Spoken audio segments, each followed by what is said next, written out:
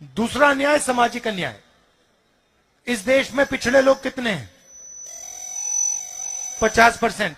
आदिवासी कितने हैं? 8%। दलित कितने हैं? 15%। कितना होता है? 73 होता है। अब आप देखो, मीडिया की बड़ी बड़ी कंपनी की लिस्ट निकालो, मालिकों की लिस्ट निकालो, 73% में से आपको वहां एक आदमी नहीं मिलेगा।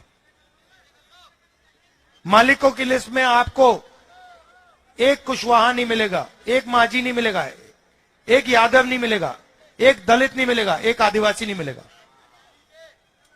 मीडिया के मालिकों की लिस्ट निकालो, 73% में से आपको एक आदमी वहां नहीं मिलेगा।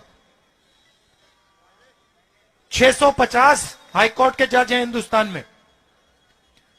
73% आबादी के पास 100 हैं। ठीक है। हिंदुस्तान को 90 सबसे बड़े ब्यूरोक्रेट चलाते हैं, आईएएस अफसर।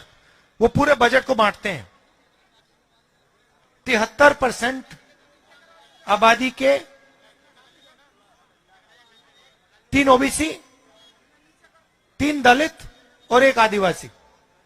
और अगर आप बजट को देखें तो 6% बजट ये लोग देखते हैं।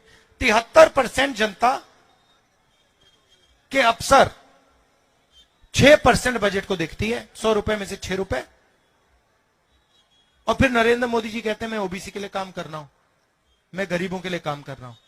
हमने जाति जनगणना की बात उठाई, हमने सिर्फ ये कहा, देखिए जैसे किसी को चोट लगती है, आपको कभी चोट लगी है, अस्पताल गए आप, पहला काम डॉक्टर ने क्या कहा? एक्सरे कराओ।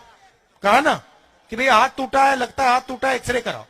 तो हमने कहा कि भैया हिंदुस्तान का एक्सरे करा देते हैं, जाति जनगणना करा देते हैं, पता लग जाएगा पिछड़े कितने, दलित कितने, आदिवासी कितने, गरीब कितने, कितना धन कितने किसके हाथों में है।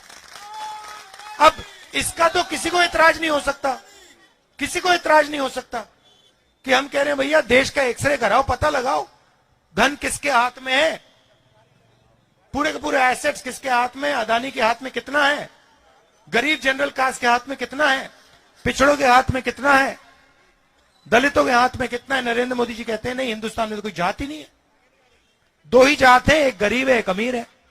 अच्छा, अगर 2 ही जात है तो फिर आप ओबीसी कैसे हो गए? पहले आप कहते थे हम ओबीसी हैं, हम ओबीसी हैं, हम ओबीसी हैं। अब हमने एक्सरे की बात की, जाति जनगणना की बात की, आप कहते हो भैया इस देश में तो ओबीसी है ही नहीं, पिछड़े है ही नहीं, सिर्फ 2 जात है।